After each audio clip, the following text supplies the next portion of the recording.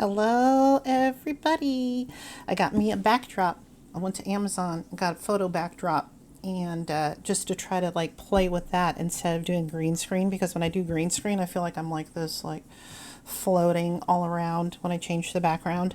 I never introduce myself on those videos because I think I always figure if you're here, you've seen me before, or you can see the title. But I'm Jen. And my channel is Jen is a work in progress because I usually just talk about fluffy things like Hallmark movies, like I'm going to do today. But every once in a while, I might talk about something deep. Have moments when I get deep, and I am definitely a work in progress, as are probably a lot of us. And yeah, so that's it. So welcome. Thanks for being here. Obviously, this is about Christmas movies right now. And the one I watched last night was called Where Are You Christmas? Or as I like to say, Where Are You Christmas? I'm sorry. That was just came out of nowhere, but I love that song. And they do play a snippet of that song at the end. And I can't sing that song, obviously. I like to sing, but I can't sing that song. I'm conflicted about this movie, you guys. I wanted to love it like so bad because I love Lindsay Fonseca from the time travel Christmas movie with Chandler Massey and Christopher Lloyd. And for some reason I can't remember the name of anything, but I love that movie so much. That was one of my faves. I really enjoy her just a lot. She sometimes gives me like young Deborah Winger or something. Like there's a presence about her where, and I know she's done things that aren't Hallmark, but like I think she's a really good actress. I really, really enjoy her. Michael Rady, absolutely adore Michael Rady in anything, but I still haven't seen that one with him and, oh God, is it Two Turtle Doves? Nikki DeLoach, I think that's the name of it. The one that's got, it's kind of heavy. I still haven't watched that movie, and that's a shame. And I'm going to get that done this season because that's from several years ago, and I haven't watched that, and I'm going to. Anyway, about this movie. So, obviously, when you come here, like, you're probably going to have watched the movie, but generally, these aren't going to be spoiler-free because for Hallmark movies, like, we all know how they're going to end. So it's not a big spoiler to be like, and they lived happily ever after, right? Like we already know that's going to happen. And if you've seen the commercials, you pretty much already know what the movie's going to be about. So for those of you who are just here to just watch and don't know what the movie's about, Lindsay Fonseca is a busy businesswoman who doesn't live in her hometown because, that's a common Hallmark trope. And her family wants her to come home for Christmas like they do every year, but she never goes home for Christmas because she wants to go to the Maldives because she spends all year in some sort of marketing such situation dealing with Christmas type of stuff. And then she just wants her break on an island. And it's some kind of a Christmas app, which I don't know what this app does. If they told us, I don't remember or I didn't understand it. But I was also distracted in the beginning because it was some really bad, in my opinion, green screen stuff going on that distracted me when she was like introducing the app or talking to the app in front of these people. So I was paying attention to that and I wasn't paying attention to what she was saying about the app. But her brother calls her and says, "Hey, I'm going to propose to my girlfriend at Christmas. And so like, you need to come home." And she's like, "Okay, that's beautiful. I'm going to come." So she goes home and we meet her family and her mom. I was like, who's this adorable lady? It's Julie Warner, who I know from Doc Hollywood, is now a Hallmark mom. So whenever I see somebody who's like, I think she's a few years older than I am, but I'm like, we're at that age. We're Hallmark mom age. So, oh my God, I'd love to be a Hallmark mom. If anybody's watching this and needs a Hallmark mom, I don't know if I can act, but can I please be a Hallmark mom? Because that would be amazing. Anyway, so we meet her mom and dad, and she's got stuff with her dad. Like, she'd already been talking about how, like, she doesn't think they communicate very well and stuff like that. I'm pretty sure that had already happened. But she goes and I'm trying to think of the order of things. The main thing you need to know is that she is driving in her car, and she meets Michael Rady because her car is making some sort of noise, and he's like, I'm too busy to like fix this today because everybody's here. And he's already coming off as we find out that he's sort of like he like keeps to himself and stuff because he's got stuff, like he was in fought in a war, and he saw stuff, like he says later, that nobody should have seen. And we do, there is a this theme of like veterans, because in the also her dad is working on this project that he does every year called Operation something Smile. I can't remember, but it's to like help the troops and stuff. It's a charity event they do every year. And we learned that Michael Rady is a vet, and he's not good with people and stuff because like there's a story that he tells, but I'll save that for you because it's pretty touching, the story that he tells about that with him and his grandpa and stuff. Where am I even going? I had a lot of coffee today, but also had a big breakfast with my friends, and so I'm a little like all over the place, but as usual. Anyway, I really like this background though. I think this is fun. I think this is great. I'm really enjoying this. But anyway, shoot, Amazon got everything. I do not like to give Jeff Bezos my money, but I can go on there and I can be like, there's this background that's really cute, and it's going to cost me like not that much money, and it's going to like be there the next day. And then I'm like, I'm sorry, I'm looking at my lipstick. I'm like, you got me, Jeff Bezos, son of a bitch. Anyway, so she's like, cool. And then she leaves, and then she's driving, and she gets into an accident. And when she wakes up, everything's in black and white, which I think is fun. Like, this has got to be the most special effects ever in a Hallmark movie, I'm pretty sure. And she's like, well, what the hell is happening? And gets home, and nobody knows what Christmas is. Nobody's ever heard of it.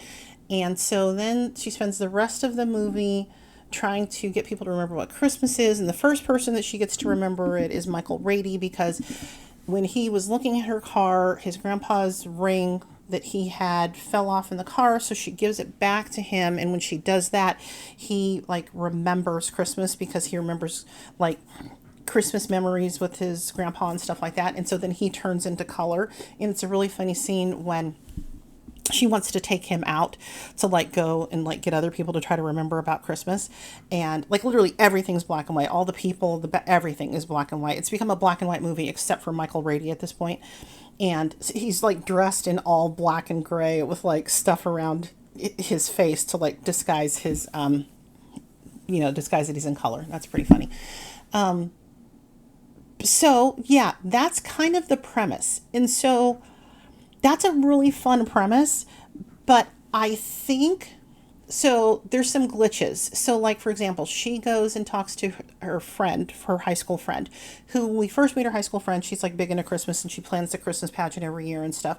But now, of course, she's in black and white and she doesn't know what Christmas is. So she goes to try to convince her friend about this, and she brings this sweater that was it was a sweater that Lindsay Fonseca, Addie, had worn in a pageant, but like that she and her mom had worked on the costumes. So she brings this sweater, and then so my question is, if everybody's like, Christmas doesn't exist, like you go to like the attic to go get Christmas decorations, and there aren't any Christmas decorations, and all the decorations that were in your house are all gone. So like, why would you still have this sweater? Like, wouldn't other people have things in their closet that would be like their Christmas sweater, their Christmas earrings, or something like that? So that was for me an inconsistency that took me out of the movie, but whatever. So she's the next person that they convince that it's Christmas. And then we see some other people who are turning after that, who are turning back into color, even though she hasn't talked to him, but it's the best friend going around spreading Christmas joy and stuff. So here's my problem with it though. I can't believe I already talked for 10 minutes. My God. My problem is that with a premise like that, I want more laughs and more zaniness, but this movie also tries to be like, it almost feels like a 50-50 Miracles of Christmas thing, because it's like they realize that the way for people to remember Christmas is to like it helping them heal. Like, for example, he and his grandpa had unfinished business, so that was like that ring, it was like helping him heal about that stuff. And with her, well, with the friend, it wasn't so much that she had anything to heal with the mom, but it was just like this memory. But it gets very heavy with the stuff that's going on with her and her dad, because her dad, ever since she's moved off to the big city, hasn't felt like he knows where he belongs in her life, which is a really realistic thing, I think, for parents. I haven't experienced that yet and feel like my child may live with me forever at this juncture. Even though my child is only 17 years old, I have a hard time picturing at this point my kid off in the world. So I don't have any real, concept for this. And it's been so long since, when I left my parents' house, I literally like moved down the street. So I don't have any concept of like this moving far away thing and now everything is different kind of stuff, right? So, but it's a thing for a lot of people. It's a real thing. So, but it gets really heavy and angsty at times. It makes this feel like, did I already say like 50% Miracles of Christmas and 50% Countdown to Christmassy, sort of? So it's like, it almost feels like it doesn't know what it wants to be. Like, I feel like it should have been with somebody like Lindsay Fonseca, who I feel like is a good, from what I've seen of her, like with good comedic actress, because that one that I love her in is a funny movie. I don't know. I feel like it should have been lighter than it was, because it winds up to me feeling uneven. And I feel like they're trying to have some sort of big message. It's not just the healing part, but that everybody's in black and white. And then it becomes this like a racism thing, because they don't want to associate with people of color. Like, it reminds me of like racism mixed with that Dr. Seuss book about the Sneetches with the stars upon theirs and the ones who didn't have the stars, because it doesn't feel like it's trying to be like for real about racism. I mean, there's only 2 black people in the movie, so it doesn't really feel like it's trying to be like that, but it feels like some like racism doesn't exist, but yet we're, again, the Sneetches with the stars upon theirs. And I'll show a picture of the Sneetches, because so that makes sense. And oh my God, it's already 12 minutes, guys. So I'm torn, because I enjoyed the movie for the most part. I was on my phone a little bit because I was shopping on Target, and like I was on a situation where you need to buy 3 things to like get the $5 gift card. And so I was trying to look for the other things, even though I really only needed this one thing. And I was thinking, oh, maybe the sale will be gone by tomorrow, because the ads come out on Sunday. So I was a little distracted, but at the same time I was mostly watching it. And I'm going to have to give it, I was vacillating between 3 and 3.5. I think I'm going to have to go, 3.25.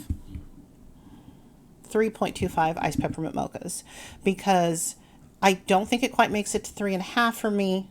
It's definitely a 3, and I don't even know if it would have made it to the 3 were it not for Michael Rady and Lindsay Fonseca, because I really like them, and I really loved seeing Julie Warner, and hope that I see her some more as a Hallmark mom. So yeah, I couldn't even do this last night because I wasn't even sure. Like, I had to like sit with it for a little bit, and I think that's where it's going to stick for me, at 3.25. And yeah, let me know what you think if you watched it. If you watched this whole thing, because this is now about 15 minutes. This is ridiculous. That's silly, because that's just trash. I'm ridiculous. But if you watch this whole thing, thanks for being here. At least you could put up with me with some makeup on my face, as opposed to I just rolled out of bed sea hag look that I usually have. because I went out to brunch this morning, so there we go. Anyway, thanks for being here. You're amazing. If you like this video, you know, it sort of makes my day.